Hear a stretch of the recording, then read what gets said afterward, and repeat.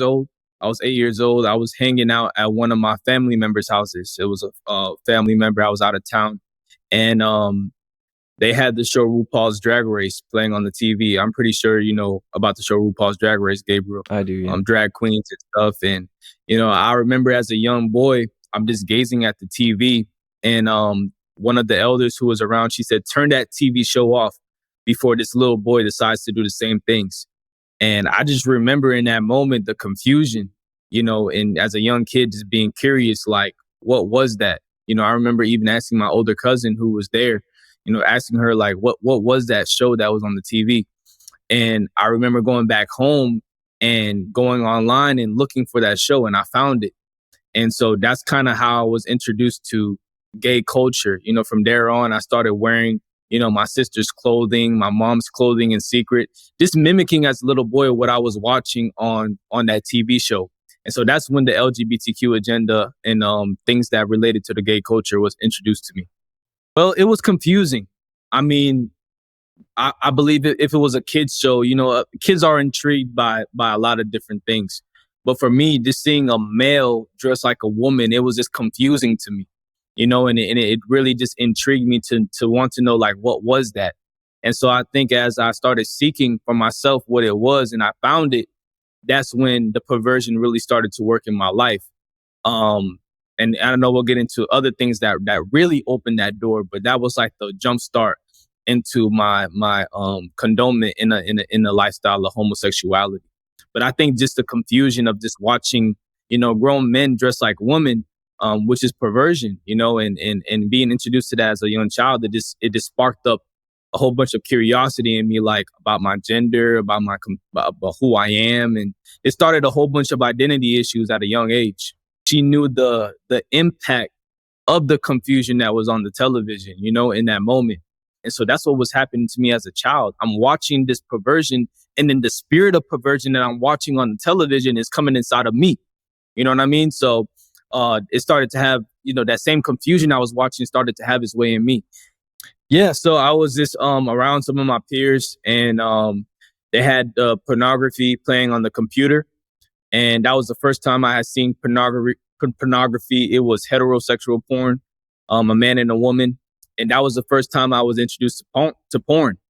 And so I started watching porn myself, and then this roaming the internet. I don't remember exactly what I had looked up, but I came across gay porn. And that's when the spirit of homosexuality really started to work its way in my heart, because I knew about, first, it started with the perversion of watching men dress like women. And then now now I'm actually watching the things that they do, like, like in their bedrooms and stuff. Right. And so I'm watching this stuff. And that's when, I started not only having a desire to dress like a woman, but now I'm having this desire to have sex with men. And so that's when the spirit of homosexuality really started to have its way in my heart, around like 12, 13 years old. Yeah. Watching gay porn. People who aren't Christian, they know that there's something wrong about this agenda. They know there's something wrong with a man, sticking his penis inside of an anus. Even anatomy and science and biology teaches you that there's something wrong with that. Even animals don't operate in that way. And so I feel like I knew by nature that there was something that what I was doing was wrong. I wouldn't necessarily say that I was thinking to myself, like, I'm going to hell, like that type of conviction, but most definitely a conviction within myself where I was like, man, I know what I'm doing is wrong. I hid it behind closed doors. They didn't know anything. I was secretly wearing my mom's clothing, secretly watching porn, secretly dealing with identity issues. I played sports. I started taking sports serious, like going into high school. And so that's how I would hide my sexuality, because I was actually pretty good. I would say I was pretty good at basketball. We're getting pretty good my freshman year of high school. But I started disguising myself behind playing sports, lifting weights, hanging out with the boys and all that stuff. But deep down inside, I was dealing with some deep identity issues and confusion because of what had been introduced to me as a child. And so I would hide that darkness that I was dealing with, by playing sports and trying to be a good student and all that stuff, but deep down inside, I was dealing with so much. So I did a really good job of hiding that part of me. Yeah, just being lost in myself, not knowing who I was. I feel like in Jeremiah chapter 1, the Lord talks about how he created Jeremiah before Jeremiah was even formed in his mother's womb. He ordained Jeremiah as a prophet. He said, before you were even formed in your mother's womb, Jeremiah, I knew you.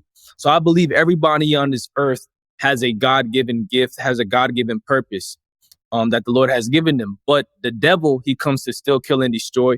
And so he will place things in your life. He will sow seeds in your life to try to distract you from the purpose that God has for you.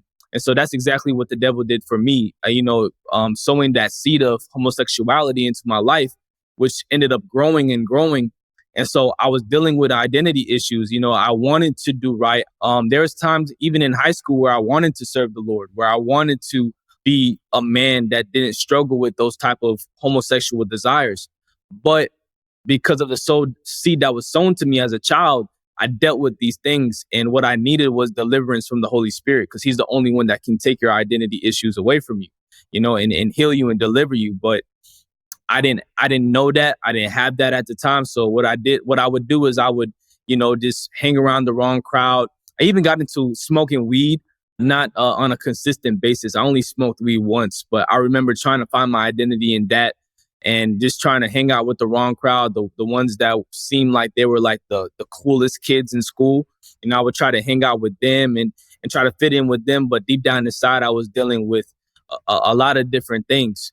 And so what I needed was Jesus, but I didn't know how to access him in that time. I was never attracted to any of my teammates or any of the guys that I played basketball with at school or AAU. The reason why is because the type of perversion that was sown into me by the devil was a perversion where I had an attraction to transgendered type of men, that men who kind of like were transitioning to females and stuff. So sex with and get with were men who later on planned on transitioning to females. I don't know how that ended up working out. Is this the tricky plan of the enemy? But what the devil would try to confuse me with is trying to make me think that the same way I would have sex with a man is the same way I would have sex with a girl. And so he sowed that perversion into me, and I believed in that lie, that I wasn't really, I would think to myself that I'm not really gay because I'm not the one that's bending over. Just to keep it real, Gabriel, like the perversion that I had in my mind was, well, if it's a man that is acting like a woman, then it's not really gay. It's not really gay, but deep down inside, I knew it was gay and I knew it was wrong. That would come across my mind, but I would even justify it in a way of, God doesn't have a problem with gays. God doesn't have a problem with you being gay. Because I will also see the confusion of the gay Christian, which there is no such thing as a gay Christian. The same thing, there is no such thing as a murdering Christian or a fornicating Christian. The Bible says that we must, when we name the name of Christ, we should depart from sin, right? But, I would see that confusion of the gay Christian movement